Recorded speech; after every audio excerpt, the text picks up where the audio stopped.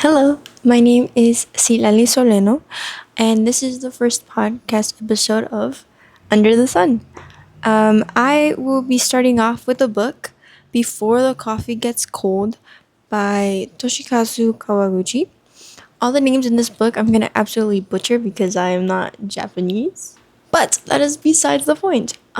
Today's intro will be a little longer because this is my first episode, so I need to introduce myself or whatever. So, as I mentioned, my name is Citlali Soleno. I turned 19 this year, and I editing here. So basically, when I recorded this originally, I kind of froze up here and wasn't able to really convey what I wanted to say. So this is just like me giving a better explanation. Basically, there was a couple experiences that really showed me that I like talking about things on a deeper level. But what really got to me was when I watched Adventure Time. Kind of dumb, but basically when Fern died in the later half of the season, I was very, very upset and I wanted to talk to someone about it because there was so much lore and there were so many loopholes to his character that I really just wanted to discuss with somebody. But I didn't get the chance to do that. And that really started my why. But I don't really have that many people in my life that are equally as interested in the vague variety of things that I'm into. So after, first of all, I grew up without listening to anything. The very first podcast and the only podcast that I've ever listened to is Potterless, which is by Mike Schubert. It's a story about a grown man talking about and reading the Harry Potter series as an adult. I am a decent fan of Harry Potter, and that podcast series, really just gave me like the idea to have my own podcast and talk about the things that I like. And I wouldn't be focusing on one thing like he focused on the Harry Potter series. I will be focusing on anything under the sun because this is, I want to say, my what I want to create. I want to make this my creative space where I talk about anything and everything that interests me with Hangiron. This is Hangiron. If you don't know who this is a Sanrio character on the same lineup as like Hello Kitty, Pom Pom Purin, Froppy. He's just not as known. He's kind of known as the ugly fish, which deeply hurts me because he's so cute. He is not ugly. But with him, I am choosing to discuss whatever I please. But the structure of my episodes is really just a very small intro like, hi stars, my name is Citlali, come on this journey with me, something like that. And then the main idea, which would be like discussing, and then a dedication. I want to do a dedication at the end of all my podcast episodes because I'm very sentimental towards objects, towards people, and I know that as I get older, I might forget these people or these objects. Things come and go, and I just want them to be documented in some sort of way. And that's all I have for now. If you skip the intro, I don't mind at all because it's just a little bit of nonsense, but like this is my project. This is my passion project, I guess you could say. So I wanted to like put it out there of like what I mean by under the sun and what I want to do with this podcast. If I take the time to like actually continuously upload. But that's all. So for this, where I got this book, I got this book randomly at Target because the cover was aesthetically pleasing. This cover I really liked, and I had seen it on Book Talk, but it's not actually TikTok. I saw it on Instagram because I don't have TikTok. For now, I guess. More details on that another time.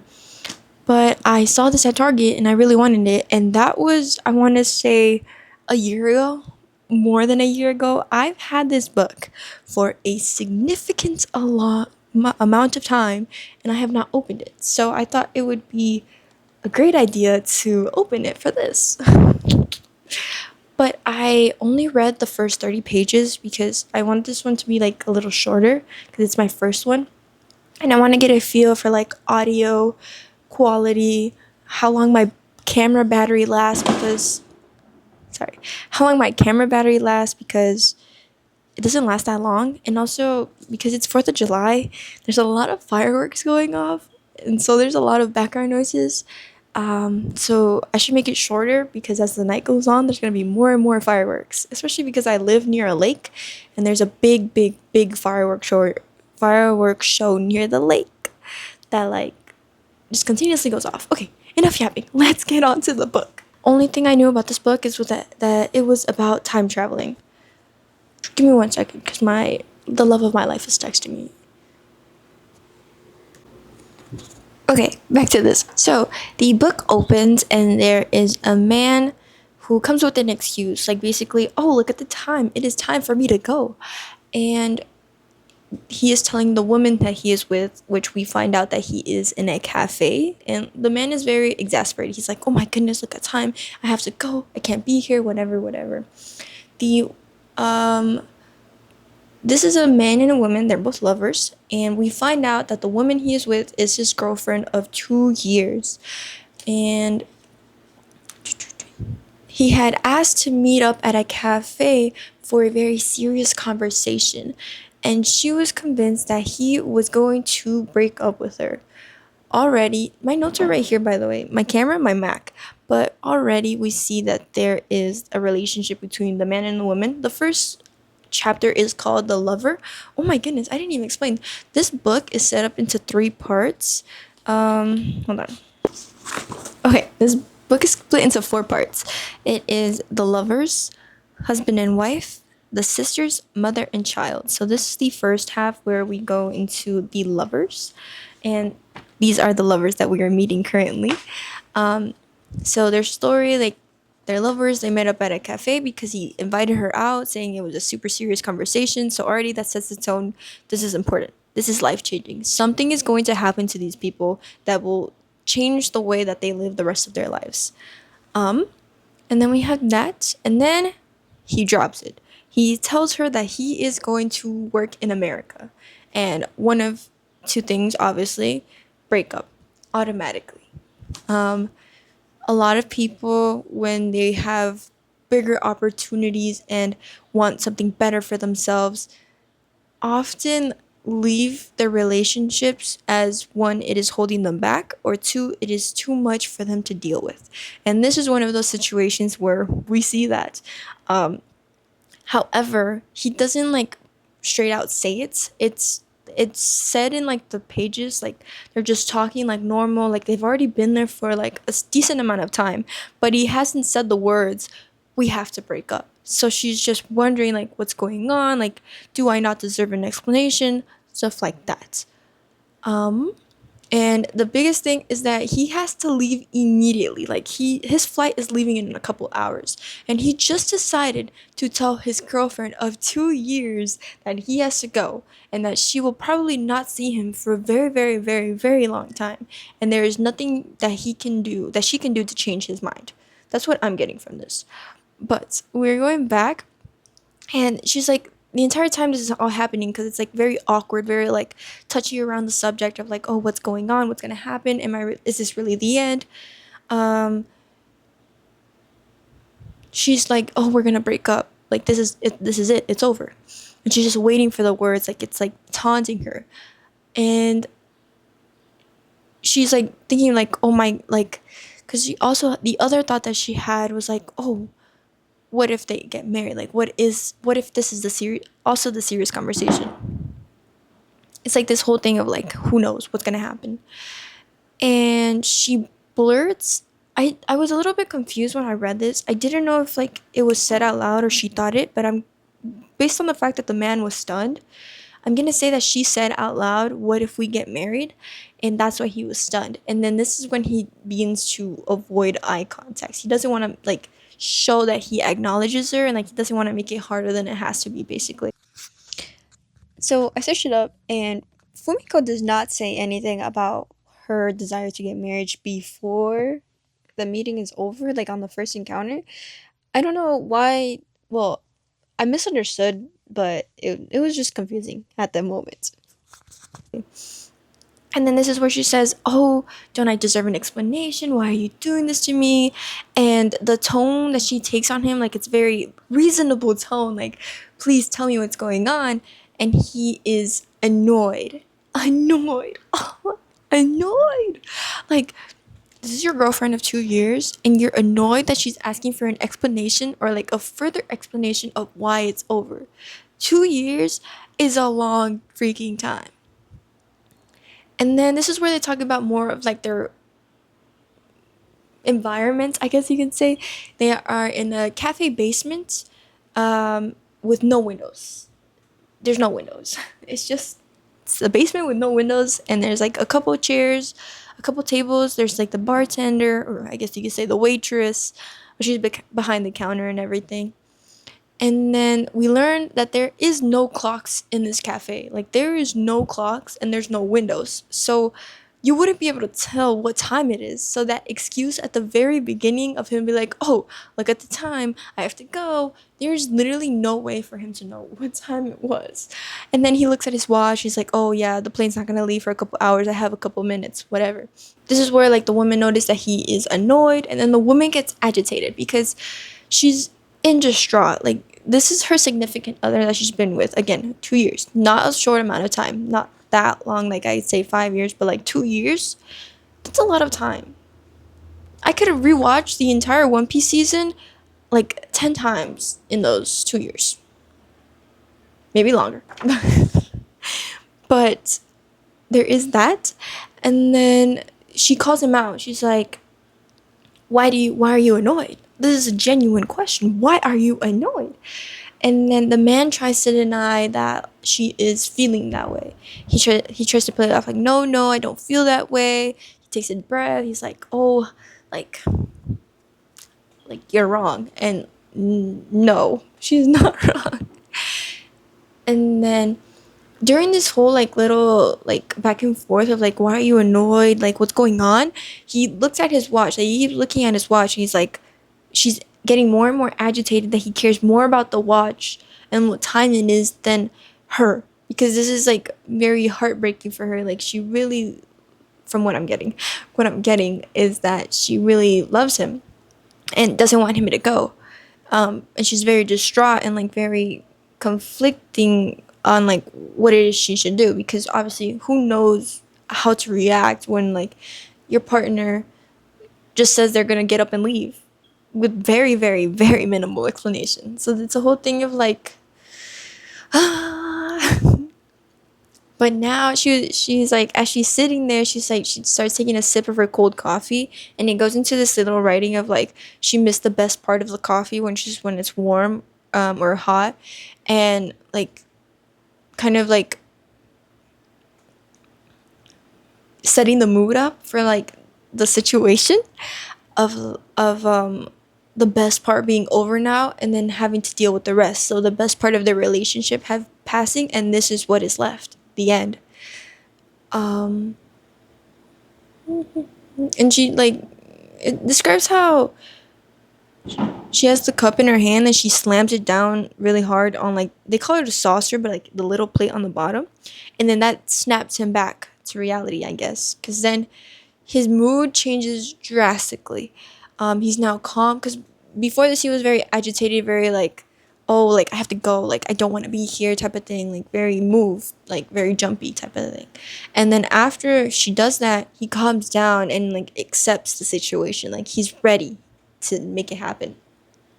And he begins to talk. He says, "Look," and the woman cuts him off. She's like, she now knows it's coming and she doesn't want it to come at all. And she says, "Why don't you just go?" So now they're in the stage where like they're both accepting. The man calms down and he's like, "Okay, I have to do this." And the woman is accepting, like, this is happening and there's nothing I can do to stop it. And during this, they refuse to look at each other. And she wants an explanation, but she changes her mind. This is like a very big thing that's happening in her life. Like, this is significant. I was about to say something that happens later on, but a lot is happening, and this is the way she's reacting is really important to the type of character she is, which we will talk about in a little bit. And then the man gets up. He's still like in shock, like that she said she doesn't want to know anymore after she was begging for an explanation, and he goes to pay the bill. And the woman wanted to say, "Don't pay the bill, I got it because I'm gonna stay here longer." But she didn't speak up. She just held it in, so he paid for the bill. And during this, he just refused to look at her. And then the last thing, after he paid the bill, he turns back and it says, with the sadness, picked up his bag and left. So during this entire interaction, what I got was that it was mostly just annoying and he didn't want to deal with it. And he just didn't want to do this whole confrontation thing. But then the very last sentence of this page says he's sad and almost like he regrets or wishes things were different. But like we don't get that from the beginning of the story. It's just like a little, oh, and this is how he actually feels after portraying him as like, oh, I don't care type of thing. And then this is where we meet Fumiko Kiyokaya. She is the woman. This is her story. And she is now relaying it to the waitress that was there when they broke up. And her name is Hirai, which were two people in the cafe while this entire breakup was going on. We haven't met those two characters yet, so hold on that. We learned that Fumiko has a wide variety of talent. She's a very, very talented, sought-after woman. She is a career-driven woman. That is what she's described. She's very talented in the things that she does. She's very passionate. She has never had time for relationships, and what she says is her work is her lover.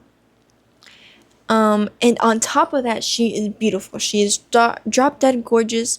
And before this little relationship, she didn't really care about how she dressed or what she looked like. It is him who opened up her eyes and got her to dress a little bit nicer, put herself out there a little bit more, stuff like that. And we learned that her now ex-boyfriend is Goto Katara, her boyfriend that was 3 years younger, her junior. We learned like she was dressed in a pale pink dress with a beige coat and white pumps. This is only important because before this relationship, before that meeting, everything like that, she used to just dress in suits. It was like it's repeated like, oh, she didn't care about anything until that he met him. So she went out of her way to like dress nicely. But that's like a little bit of the background. Oh my, I'm messing this. Hold on. When I talk about the pale pink dress with the beige coat and the white pumps, which the white heels, this is what she was wearing to the serious conversation because she thought that they were gonna get engaged. Yeah, so that's why she was dressed so nicely, and she did not have these clothes. She went out of her way to go buy these. Only for like all her dreams to be ruined. But the big thing is that the original cafe that they were going to meet at was magically closed. So they had to find the basement cafe, which is like the big thing of our story. This basement cafe is significant because that is where the time traveling is happening. And I don't know. I wonder if we'll find out later in the story if like that was on purpose or if it was purely coincidental. But yeah, once they got to the basement cafe, they described it. They said it was ominous, melancholy, and basically the woman Fumiko says that it looks like it's a place to make drug deals. And I don't know if this is significant to the story, but like they go on about like how everybody can hear what they were saying because it's a very, very small cafe. I don't know if that's significant yet. I'm only 30 pages in, but they do say that like a couple times.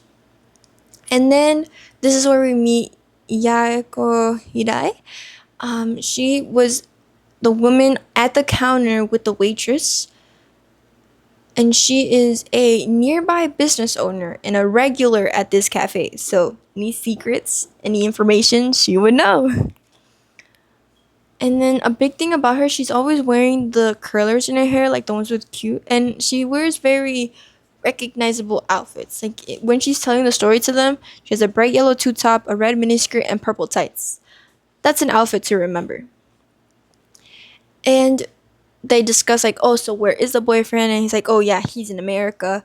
Like he's gone. Like it's too late. Something. Oh my goodness, this whole story, this like retelling of the story happens a week later after everything is done. So after the bill is paid and the boyfriend or the now ex-boyfriend walks out, it's over. And we just cut back. We cut to a week later. Where nothing can be done anymore because everything has changed, which is important to the story. I'm getting there. And then Fumiko, while she's talking to these women after she's done relaying the story, she goes and seriously turns to Kazu, which is the waitress. Take me back to a week ago. And Hirai, who's the customer also there, the regular, she says back in time, she says like, oh, look at her asking for the impossible. But Kazu does not joke. Kazu looks at her seriously and just doesn't say anything. This is where like we cut to apparently the cafe that they went to is a part of an urban legend where people can transport back to the past, the time travel. And they give details about the urban legend, and it's talked about Fumiko is completely entranced by the opportunity to go back in time. She lost logic in the process of how much she wishes she could go back and change what happened. This entire thing, the reason why she was thinking of going back and begging for him to stop, like she says, I was just too prideful to tell him not to go. But the reason why she thought she was gonna get engaged and like why she didn't mind it after being this whole like, oh, I don't do relationships, I don't wanna, like they don't interest me type of thing, is because her, what we find out is her youngest brother and younger sister are both already married, and there's just a lot of pressure to get married. I'm pretty sure, don't quote me on this because I don't really know about this, but in Asian culture, your parents or your grandparents really want you to get married and be happy. Like they see marriage as happiness, which is why she's getting pressured into getting married. And to prove like, oh, she was used to be this type of person, like no relationships, they weren't for me, I'm not interested. She does not mind. Like she was thinking she doesn't mind getting married to Goto because she truly loves him, or at least doesn't mind marrying him because he's good at he's good enough to say. And we cut back to Fumiko sitting in the cafe and asking to go back in time. Like she's fully serious. Like she believes that she can go back in time and fix what has happened. Hirai asks her like, what is it that you want to do if she goes back in time? Wait, I'm skipping ahead. Hold on. She follows logic, and Fumiko now sits in the cafe asking to go back in time, and she just sits there. And she's looking at Hirai, and she's looking at Kazu, and Hirai is mocking her a little bit, and Kazu is fully serious.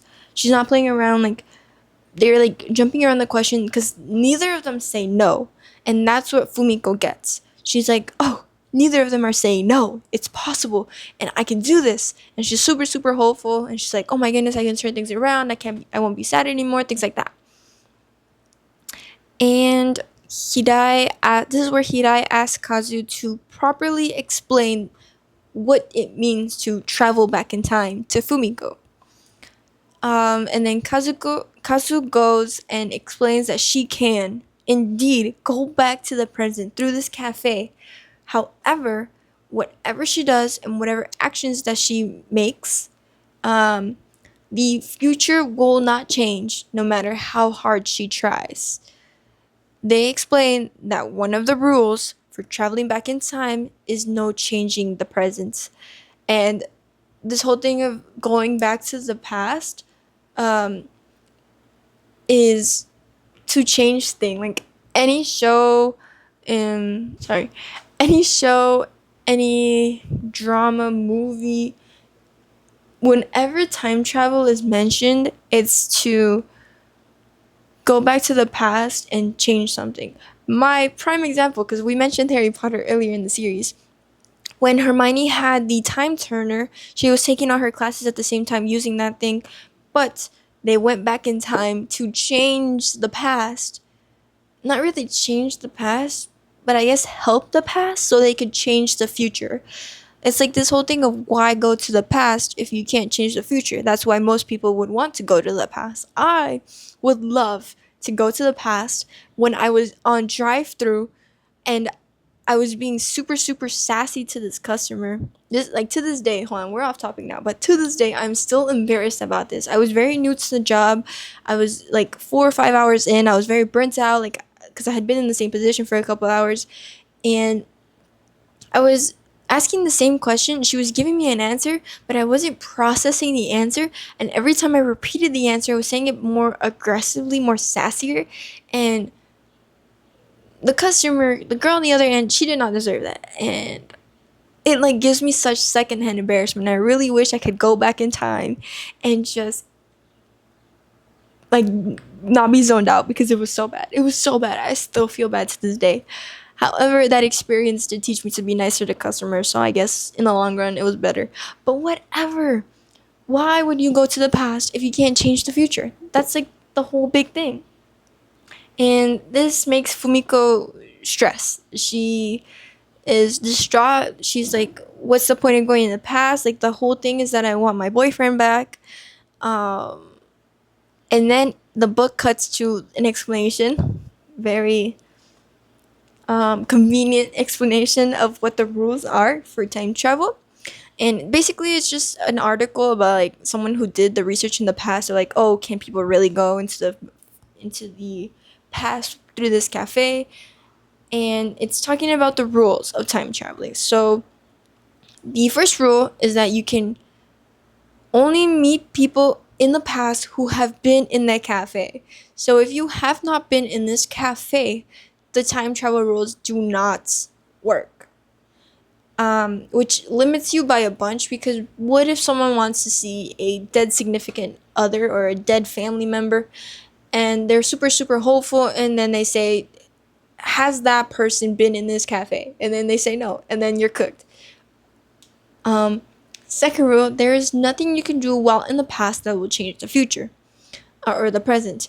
Same thing, same difference. But again, the main reason that people want to go in the past is to change it. So what would be the point after that?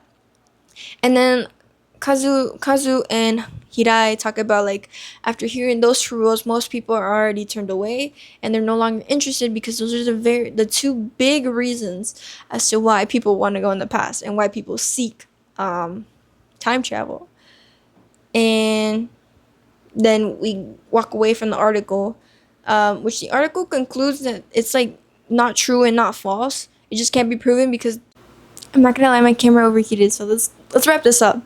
Basically, after those two rules, most people go away. They're no longer interested, and then Kazu continues to explain that only one certain seat in this cafe can bring you back, and you cannot move from that seat. So wherever the seat is, if it's in the far corner, if it's right next to where you need to be, you cannot move.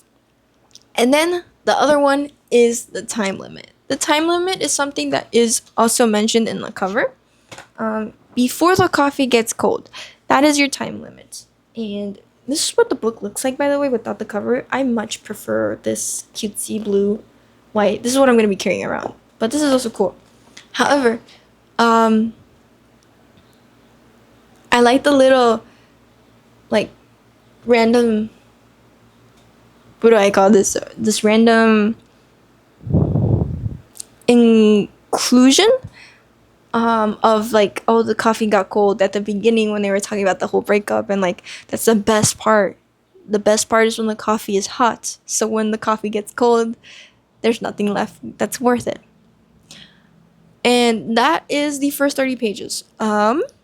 So far, there's a lot of questions. Will she still continue to pursue the time travel? Will the man come back? Is this story gonna end with them coming back, her going to America, her gaining closure? Is she gonna find a way to bypass everything? What happens when the coffee gets cold? does the time run out and then she's like back, she's teleported back, or does she get stuck? And what if they go back in time and someone is sitting in that seat? Are they stuck, just like sitting on them? Does the people not notice? Can the people tell? That type of thing. And then when I'm predicting, I'm gonna throw in a little prediction. When I'm predicting that the time travel is like not really a time travel, but like a flashback. So like a camera, you record stuff and then you can look back on it later. That's what the travel back in time will be, but it's just 3D. That is what I'm guessing, and I'm guessing that's why they can't change anything in the past, because it's not really happening to say. It's more of like a reflection of the whole thing, which is why no matter what you do, nothing will change because it's already happened. It's just a replay of like what has already happened.